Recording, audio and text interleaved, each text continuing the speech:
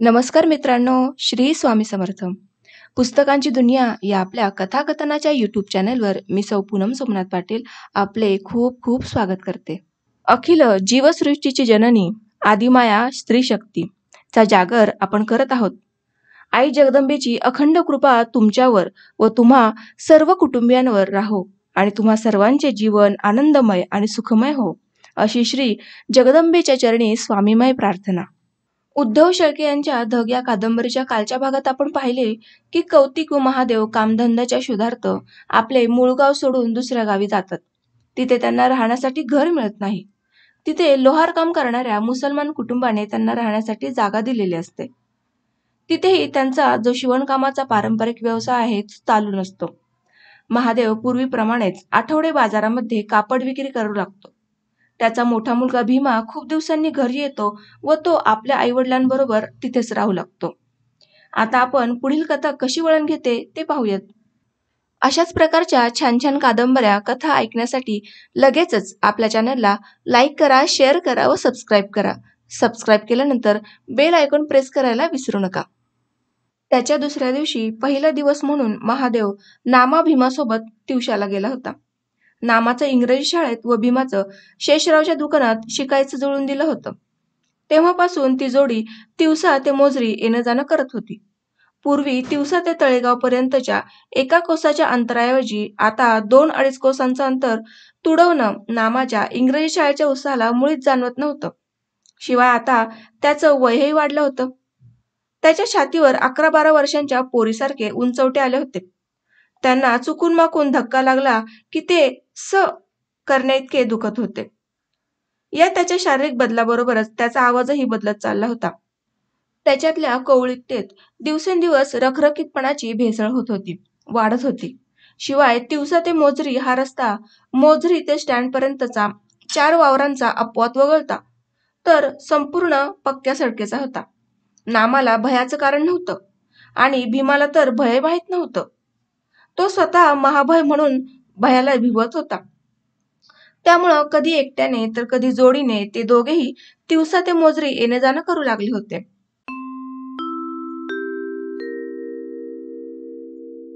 पोळ्याची सुट्टी असल्यानं नामा घरीच होता. बसल्या बसल्या सकिनाच्या ओसरीत बहिणीला खेळवत होता. तितक्यात घाईघाईनं घरी आलेली कौतिक त्याला उभ्या उभ्याच म्हणाली, पोट्या, घरात जाय आणि माई वाकय अंथरून ठेव बरं. कासमनं विचारलं, क्यों, क्या हुआ? तुम्हाला काय सांगू बापा? कौतिक कसं तोंड करत म्हणाली, रिकामपण असन तर माया वहिनीला धाडा जरासं माया घरी. आणि पोट हातात तोलत तोलत ती घरात आली. वाकळीवर गडाबडा लोळत पुटपुटली, पोट्या, पाय बरं, सकीना मावशी आली का तर लवकर? क्यों, क्या झालं हो? आत शिरताना सकीनानं विचारलं, मिरच्या तोडायला गेली होती ना? गेली होती ओ माय, पण ह्या पोटानं नाही वाकू दिलं. कौतिक वाकडे तिकडे तोंड करून म्हणाली, का बा, कसं लागते? आता सांगू तरी कसं बिचारे? आणि तिनं पुन्हा दातात जीभ धरली. अंजू को बुलाव क्या? पायनं बुलवून? होसीन का हो? होईन तरी कसं म्हणू बिचारे? तोंडावर बोट उपटून सकीना म्हणाली, आई माय, तुले इथलेची नाही समजत? काय पहिली खेप आहे का तुझी? तसं नाही हो बिचारे. मग दिवस तर भरले असतील ना? ते तर कवाचेच भरले हो बिचारे. मग झाली का बा नाही? काय सांगा बाप्पा, दिवस मोजण्यात चुकले असतील. नाही हो. कौतिक बोलता बोलता थांबली. दातात जीभ धरली. कूस फेरू लागली. पोटावर हात जमून हे पाहून सकीनानं कमरेच्या वर हातांची कमान काढली. म्हणाली, नामा, जा भला बेटा, अंजी के यहाँ, उसको मेरा नाम बोलना.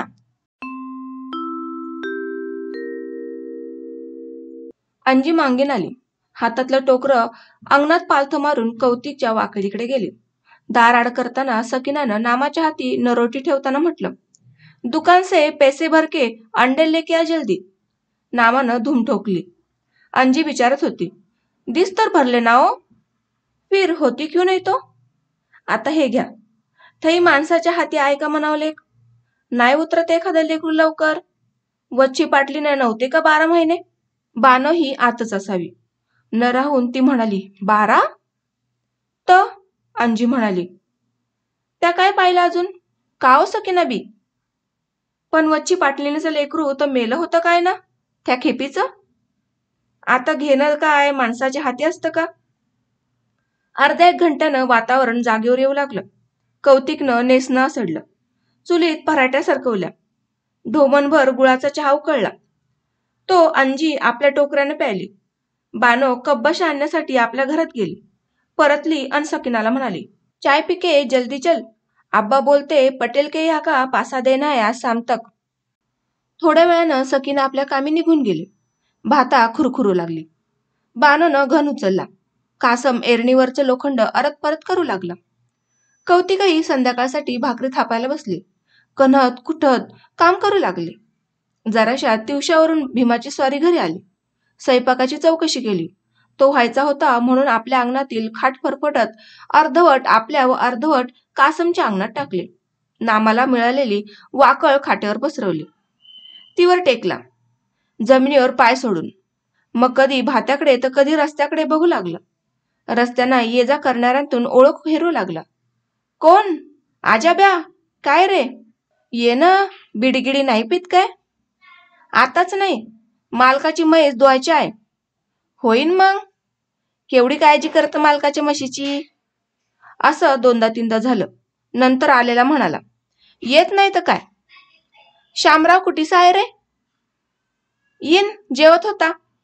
आण नागो? तो येईन. आताच तो आणि मी डवऱ्याहून आलो.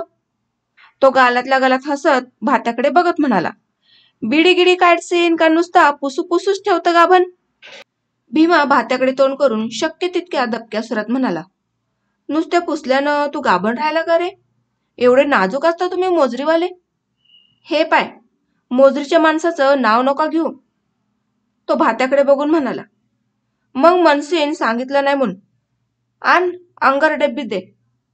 आपल्या जवळ अंगार डब्बी काहीतरी असते का रे? तर मग भट्टी तर आहे ना? भट्टी? भीमा विचार करून म्हणाला, पण ते आज भलतीच गरम दिसते रे. तुझ्या समोर रे? तसं नाही म्हणा. आणि भीमा भट्टीकडे गेला. एक बिडी पेटून दुसरी कासम पुढे धरून भीतभीत म्हणाला, लो चाचा. त्याच्याकडे न बघता कासम म्हणाला, मैं बिडी नाही पिता. त्या रोजी तर? त्या रोजची त्या रोजच्या साथ. परतताना भीमा म्हणाला, कोई हर्ज नाही, कोई हर्ज नाही. तो खाट्यावर बसताच गोमा त्याच्या कानात म्हणाला, का रे, आज न भट्टी भलतीच गरम दिसते नाही रे? म्या तर तुले आंधीच म्हटलं. तो गोमालाच ऐकू जाईल अशा आवाजात म्हणाला, लेकिन भीमा ऐसा आदमी है कि कितने भी गरम भट्टी पे वो अपनी बीड़ी सुगलाए बगैर नहीं रहता. घे मार ले का दम, नाहीतर बीड़ी इजून जाईल. इतका वेळपर्यंत भीमाचे जवळजवळ सर्वच दोस्त भाई तिथं जमले. बिड्यांच्या धुरासोबत गप्पांत विरघळू लागले. शामराव म्हणाला, भीमा, सांग ना एखादी कथा गीता. कथा कू बातच करते ना. बरं बे, बातच सांग. बात में बात. भीमानं आकाशात धूर सोडताना म्हटलं, पुरा पात. हुस्न में मारी आग तो जवानी हुई बर्बाद. वाह बे भीमा, शाबास लेका. अशा शब्दवेशात बोलणाऱ्यांनी भीमाच्या पाठीवर मांड्यांवर थापा मारल्या. न राहून पण भाताकडे बघत शामराव म्हणालाच, आशानं बिघडवलीसले का आमच्या गावातल्या लेकीबाई? भीमा आपल्या दारात बघत म्हणाला, आराम ना बे, घरात गुढी आहे लेखो. क्षणापुरते आवाज दबके झाले. तर एक म्हणाला, खरंच भीमा, एखादी कथा सांगच. तुले येते म्हणून म्हणजो राजा. कोणती सांगू? त्या रोजची? मुसलमानीची? दोन तीन उत्साह एकदम म्हणाले, हाऊ हाऊ. ऐका, भीमा म्हणाला, एक होती मुसलमानीन. तिले होती एक पोरगी. लग्नाची? पोरीचं लग्न झालतं. म्हणजे गावातच दिली होती नाही? हाऊ. एक डाव ते लढत लढत आपल्या मायच्या घरी आली. अरे रे. मग काय? दोघी मायलेकी बोलू लागल्या. लेकीला मायने विचारलं, क्यू रोई मा? सासने मारा. क्यू मारी बा? सराव फुटा. कैसे फुटा मा? दोनों की बेटी तो हाथ में से छूटा. त्यापूर्वीच भाताजवळच्या कासमनं हातातली सांडशी जमिनीवर आदळली अन मोठ्यानं म्हणाला, घर में का घडाभर पानी लाके डाल इस कोयले पर। सकीना भीत म्हणाली, लेकिन ये पासा कल देना पड़ता ना। चूल्हे में गया पासा फासा, मैंने बोला उतना कर।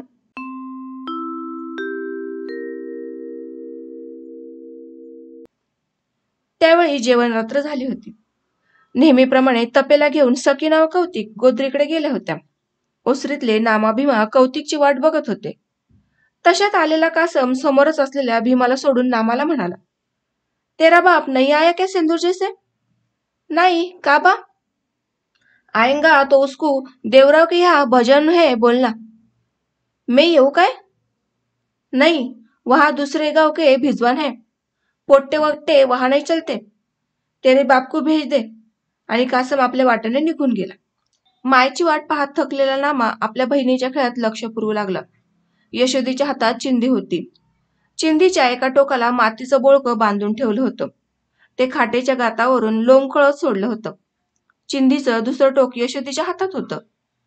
बाया विहिरीचं पाणी ओढताना बेळावर ठेवतात तसा यशोदीनं आपला पाय खाटेच्या गातावर ठेवला होता। नामानं तिच्यात लक्ष घालताच मायच्या सुरवेशात ती त्याला म्हणाली, नामा, अंग धुवाले पाणी टाकलं रे। तोही तिच्या एवढा होऊन म्हणाला, का ओ, अजून तू पाणी व्हायचं आहे? हाव ना रे, आता तर वावरातून आली। कोणाच्या ओ? नत्तू शेटच्या। कायले गेली होती ओ? मिरच्या तोडाले, आणखीन कायले जाऊ? झालं तोडून? कालपासून तर सुरू झालं। यशोदी बोळक्यावरून लक्ष न काढता गांभीर्याने म्हणत होती, आणि आजच होईन काय रे? यावर नामाकडून तिचं कौतुक लांबून पाहावलं नाही। तो जागच्या जागी उठून तिच्यावर तुटून पडला। पटापट तिचे मुके घेऊ लागलं।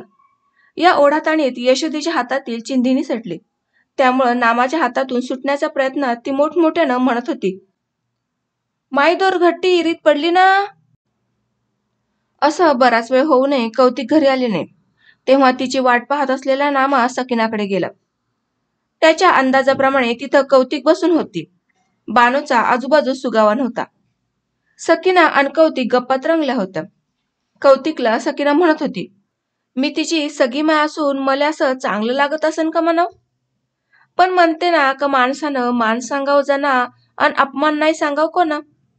तशावानी आमची खिसा आहे बिचारे। आज बानूचं लग्न करतो म्हटलं तर नाही म्हणल्याने 200 रुपये पाहिजे का नाही कमरीत? पाहिजे तर खरीच। आज जिथं हातावर आणून पानावर खा लागते तिथे इथले पैसे आणावंच कुठून माणसानं सांग? होय हो मा, तेही काही खोटे नाही म्हणा। सकीनानं आजूबाजूस पाहिलं। बानोचा सुगावा नसल्याची खात्री झाल्यावर पुन्हा पण अत्यंत नाजूक सुरात ती म्हणाली, अनमून हे जवान खून घन मारण्यात आठवाले लागतो आम्ही। रिकामा राहिलं तर सैसै कराय पाहिजे। त्याच्यात आपण पडलो गरीब माणसं। उद्या कायच्यानं काय झालं तर कुठे जातं तोंड लपवाले? ऐकून झाल्यावर कौतिक म्हणाले, ते सगळं खरे आहे बिचारे, पण असं कुट्टावर करसेन? अल्लाच्या मनात असंतवरी। सकीना उसासा टाकल्यावर आशेनं म्हणाली, अल्लाह दिल में लाएगा तो पोट्टी का तकदीर खुली जाएगा एक दिन। हे तर झालंच म्हणा। उकड्याची दशा पालटत असते तर मग आपण तर माणूसच होय। गप्पा सुरूच होत्या। तेवढ्यात कौतिकच्या घरातून महादेवचा आवाज आला। तो कितवा होता कुणास माहीत, पण सुरातल्या चिडेवरून पहिला निश्चित नसावा। हे जाणून कौतिक पहिल्यांदा तिथल्या नामावर खेकसले। तिच्या मतानं त्यानं घरी राहून महादेवचा निरोप सांगायला यायचं होतं। तिनं सकीनाच्या उंबऱ्यातली स्वतःची तपेली उचलली व लगबग चालीने घरात शिरले। त्यावेळी तिला आणखी एक कळलं, महादेवच्या सुरात केवळ तिच्या घरच्या गैरहजेरीची चिड नव्हती, त्याच्या गठ्ठ्यातला पुरुषार्थ होता। पोळ्यासाठी म्हणून त्यानं वर्णापूर्णाच्या सीधा साहित्याचा बाजार आणला होता। कौतिकनं गठ्ठ्यातून सामान सुमान अलग काढू लागले।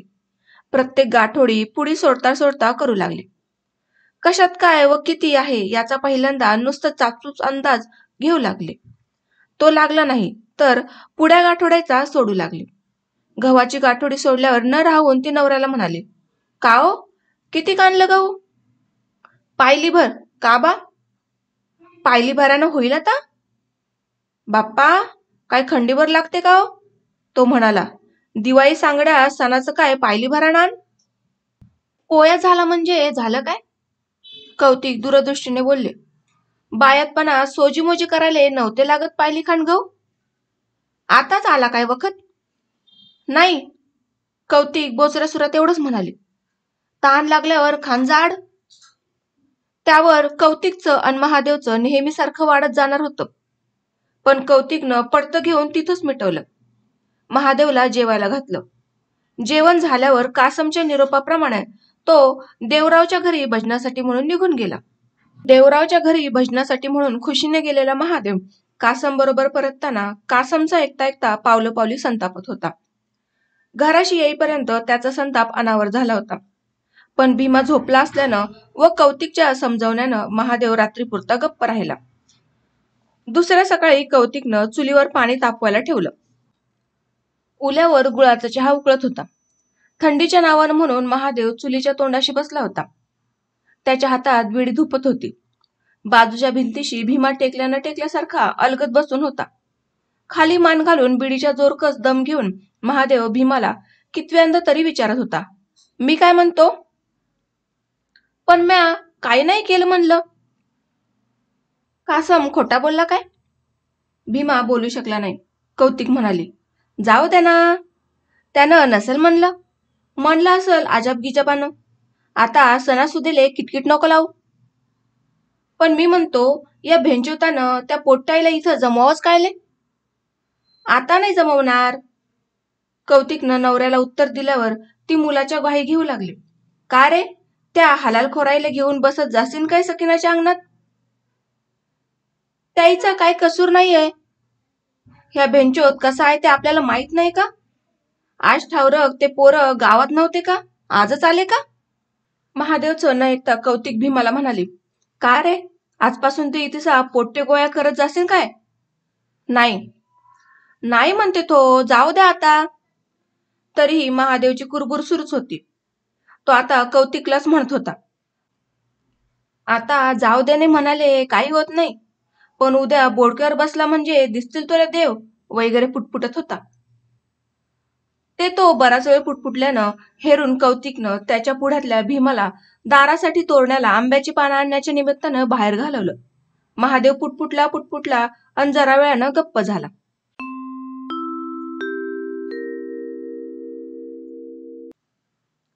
नंतर कौतिक नामाच्या मदतीनं वर्णापुरणाच्या स्वयंपाकाला लागली. स्वयंपाक करताना मध्यस्थी थांबली होती. पुरण वाटताना दोनदा पाटा वरवंटा जागच्या जागी सोडून बाजूला जमिनीवरच लोळली होती. बाहेर जाऊन आली होती. येत होती व स्वयंपाकासाठी धडपडत होती. स्वयंपाक करत होती. आदली वाराच्या पुरणाच्या पोळ्या झाल्या. मुगोडे वगैरे स्वयंपाक मोठ्या मुश्किलीने पार पडला. नवरा व मुलांना जेवू घालू लागली. ती जेवत होती. त्यावेळी गावातली झाडून सारी बैल वासरं अंगणावर झुला पांघरून नव्या कोऱ्या घंट्या घुंगरवळ गळ्यात अडकून गावठाणाच्या दिशेने लागत होती. गावठाणावर पोळा भरत होता. जेवण उरकल्यावर अंगात नवा झगा घातलेल्या यशोदीला व नामाला घेऊन महादेव गावठाणावरचा पोळा बघायस गेला. त्याच्या अंगात जुनाच पण कौतिकनं साबणानं धुवून दिलेला कोट होता. टोपी नवी कोरी, नुकतीच गठ्ठ्यातून काढलेली होती. नामाची नुसती चड्डी नवी होती. सारी जण गावातल्या बैलांचा पोळा बघत होती. एका हारीने उभे असलेले नत्तूशेठचे बैल हे त्या पोळ्यातलं विशेष होतं. बैलांच्या अंगावर मखमलाच्या झुली होत्या. मस्तकावर चांदीचे मणके होते. बैलांचे कासरे धरून उभे असलेले शेठजींचे गडीही मोठ्या खुशीत होते. त्या 20 कितीच गड्यांच्या अंगावर एकाच जातीचे व एकाच शिवणीचे कपडे होते. प्रत्येकाच्या डोक्यावर गुलाबी पटके होते. अंगात कोट होते, सदरे होते. कमरेची धोत्र आणि खांद्यावरची उपरणीही नवी कोरीच होती. बाकीच्यांचंही सारं बेतास बेत होतं. पोळा फुटल्यावर कौतिकच्या दारात बैलजोड्या येत होत्या. अंगणातला आहाट एकूण एका हातात आरती व दुसऱ्या हातात पाण्याचा गडवा घेऊन ती बाहेर येत होती. बैलांपुढे वाकून त्यांची खुरं धुत होती.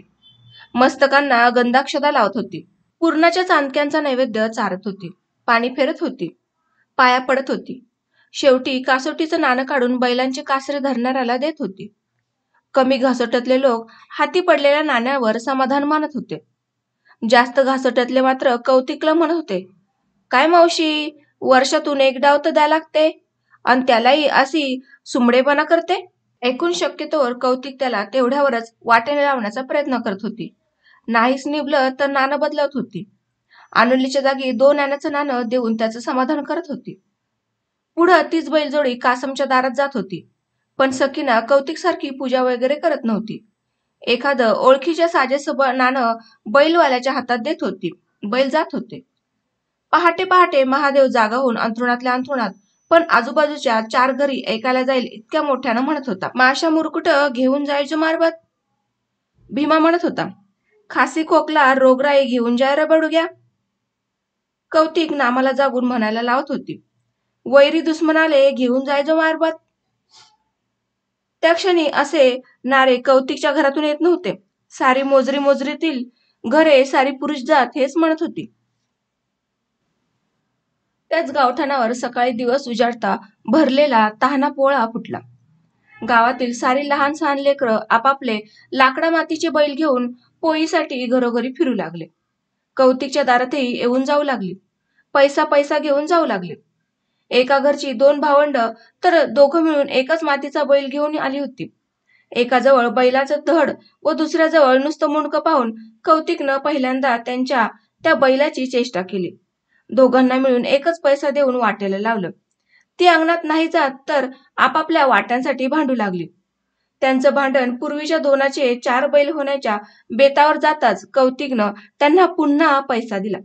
मग मात्र ती न भांडता पुढे गेली. सकाळ जरट झाली. तोवर घरातच विरून बसलेला भीमा हळूच कौतिकला म्हणाला. मा, मला 8 आणे दे ना. लाडव नको. एकदा असं झिडकारल्यावर कौतिक लगेच आस्थेनं म्हणाली. कायला पाहिजे रे? काम होतं. मले माहित आहे कोणतं काम आहे तर. गोठाणावर जायचं असन जुवा खेळले नाही रे. जुव्यासाठी नाळी लागतो. भीमा खूपच गयावा करू लागला. तू यान बा. चाल रणव्या, माया नको खाऊ. असं म्हणताना कौतिकनं कमरेची पिशवी ओरबडली. ते पाहून भीमा तालावर म्हणाला. देते देते माई माय देते. मग हातावर पैसे पडल्यावर म्हणाला. मा, तू किती चांगली आहे हो. आणि लगेच वासरासारखा उड्या मारत घराबाहेर निघून गेला. जऱ्या भऱ्यानं घाईघाईने महादेव घरी आला. गठ्ठा टाकताना म्हणाला. तू न त्या पोट्याला पैसे दिले वाटते. का बा? तो बसला गोठाणावर गंजिफा खेळत. खेळूया तर. आजचा दिवसच आहे. सगळे गावातच खेळून राहिलं. असं. एवढ्यावर महादेवनं भीमाचा पिच्छा सोडला. मग गठ्ठ उचलताना म्हणाला. बरं, 4-5 दिवस माई वाट नको पाहू. सणावाराचे दिवस आहे तर हारी लागते. 5-6 बाजार देतो मारून. बरं. आणि सकाळच्या पायरी तरी भीमाले धाडजो तिवशाले. नाही तर बस म्हणा मस्त खेळत. आणि महादेव आपला गठ्ठा उचलून चालू लागला.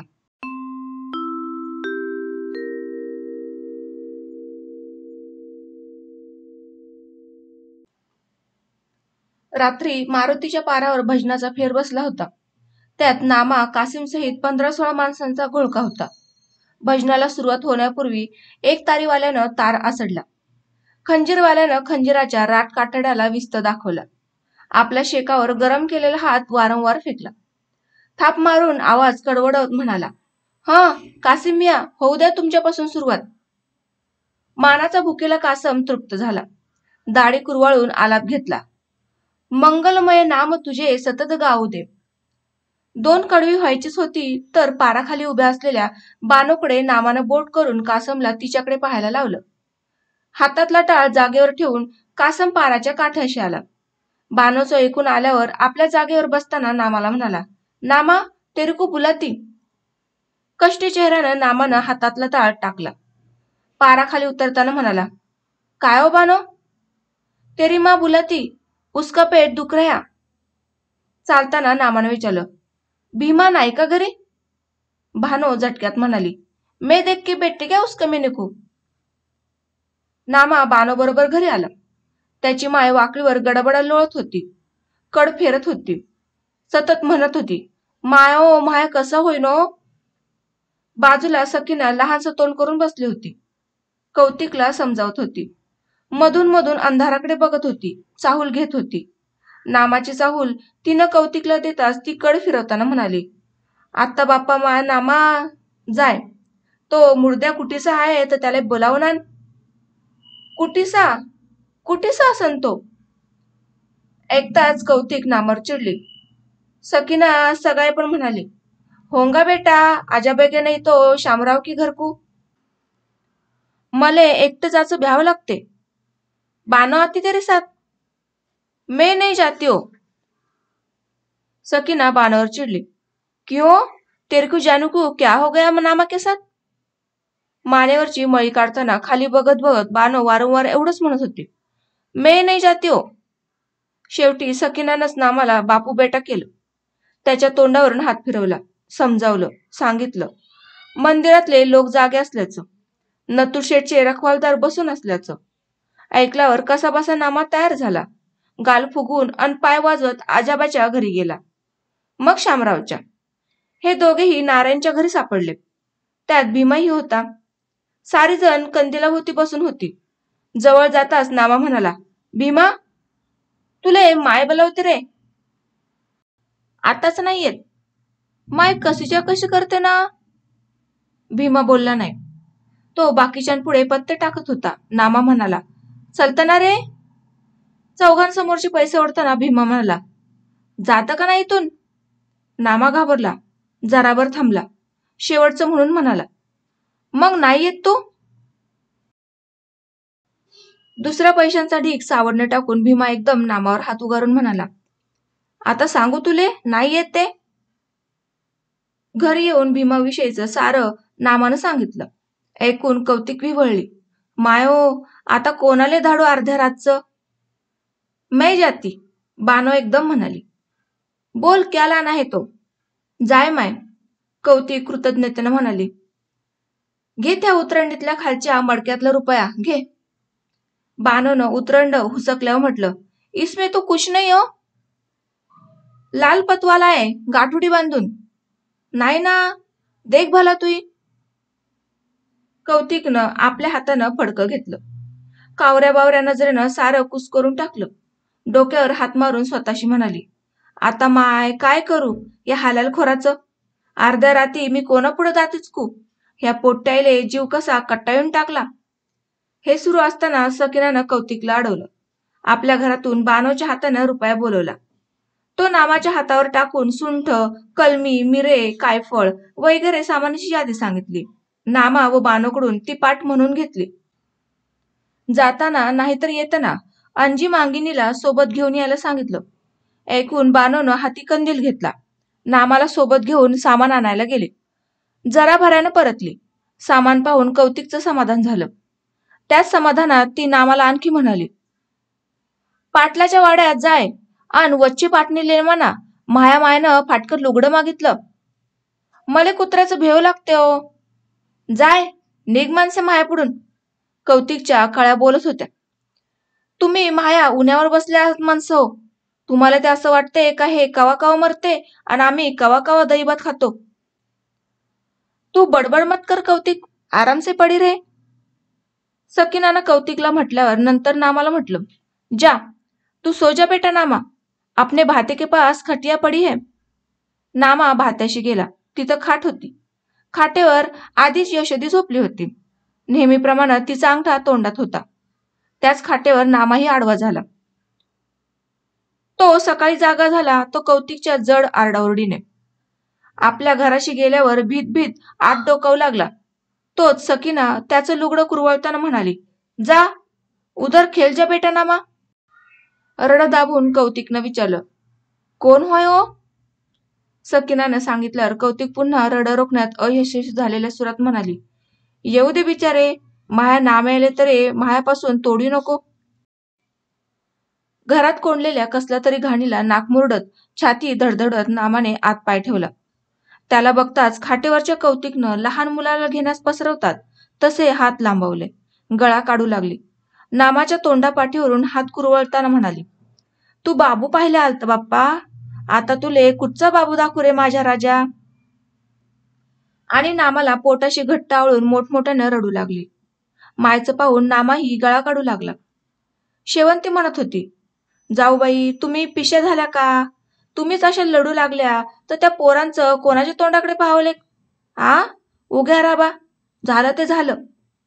दुपार झाली तोवर नागो दिवसावरून कपडा घेऊन आला. शेवंतीनं पाणी तापवलं. मनकर्णानं मुलाला तूप लावून न्हाणलं. सुभद्रेनं ते कौतिकपाशी दिलं. तिनं भरल्या डोळ्यानं आणि थरथरत्या हातानं त्याच्या अंगापोटाखाली कपड्याला पेटला. भीमाच्या कवेत ठेवताना तिच्याकडून राहवलं नाही. घे दुस्माना, तू या रागावर गेलात हो. आता तरी चांगलं धर त्याले.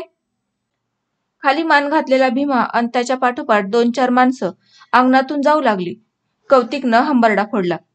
आता घरचा बुवा विचारन तर त्याले मी काय सांगू माय? मित्रांनो, आजच्या कादंबरी वाचनामध्ये आपण इथेच विराम घेऊयात.